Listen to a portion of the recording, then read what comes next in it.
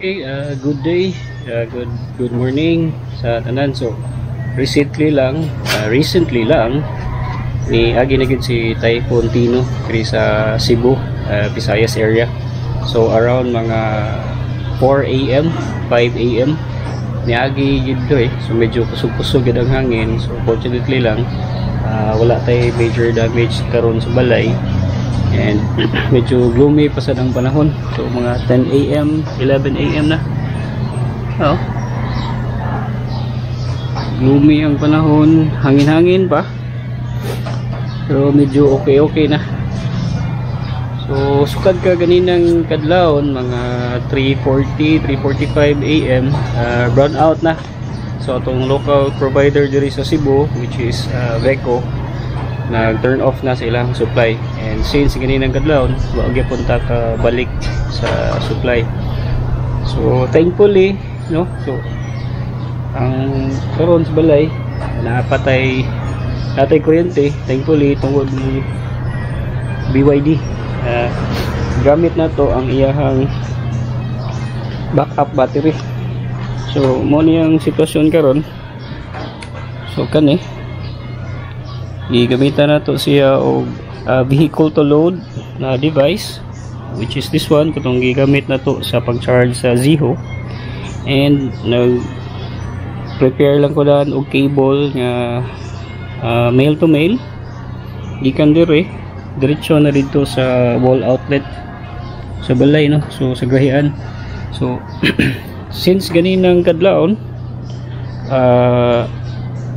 na discharge na siya from 96%.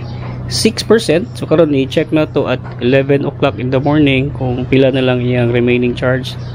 And check na to susulod sa balay kung say gi-power niya pagkakaroon. So ato lang gamiton siguro ang mga importante nga mga appliances nga pwede na tong magamit, especially karon nga wa patay kuryente.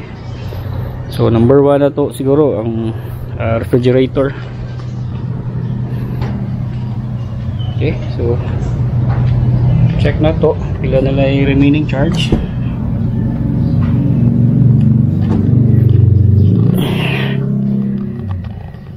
Okay, so far nata sa 93%. So ang nagamit niya since 5 AM kay 5 AM naman ta ni gi-hook up tungod kay kusog man gid ang ulan sa libo, basig mapisik unya.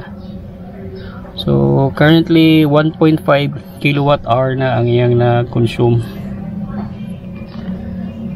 So nagamit na gud nato siya to power up, to power our home, no. So connecting, completed discharging, so through the vehicle to load na functionality.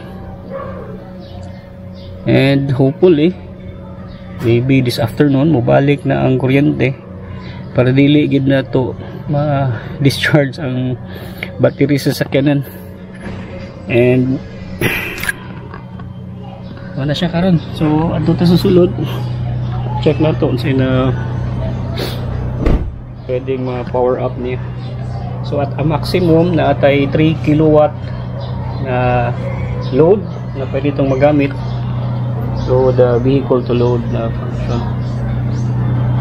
So most of our neighbors karon nagamit og mga portable generators. So siguro makadungog mo na medyo saba gamay. Okay, so sulod ka.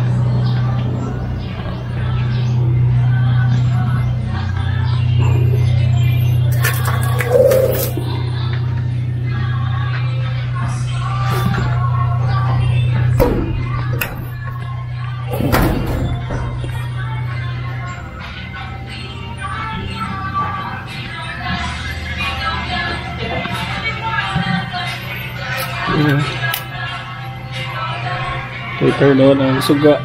So lights okay. So atong ref okay, andara atong ref. And nag-charge po ang mga devices.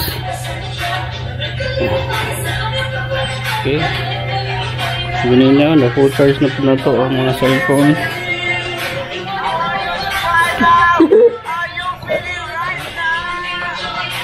charge.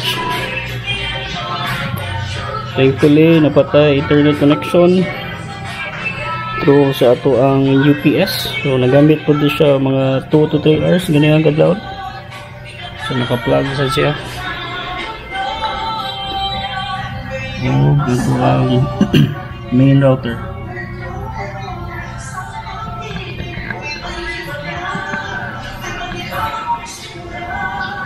Okay.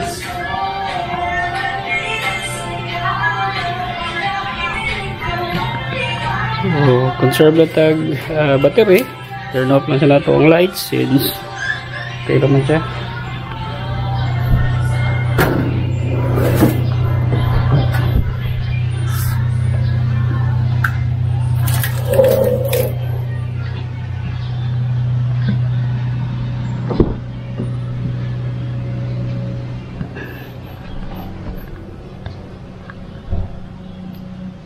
Okay, so 93% now at 1.6 kilowatt hour of usage.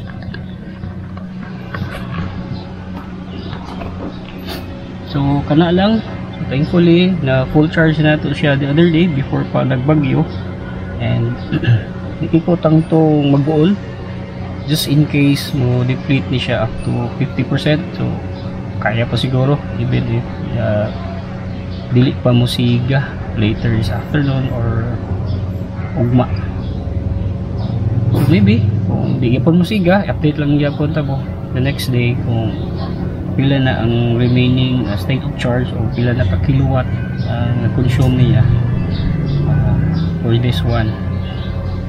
Okay, so hopefully masiga nagbalik o keep safe nanan. So hopefully walay fatalities ito ang mga paryente, mga silinganan, mga igsuon, both sides.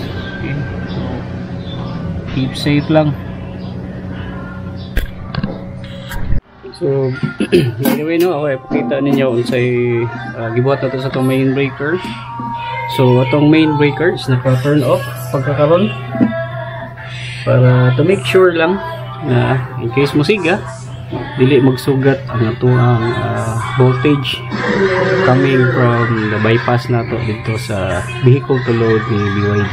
Okay, so naka-turn on, so naka-turn off lang ang mga aircon, pero lights and outlets connected sa balay is okay. So ano lang, update lang later just in case masiga na firing.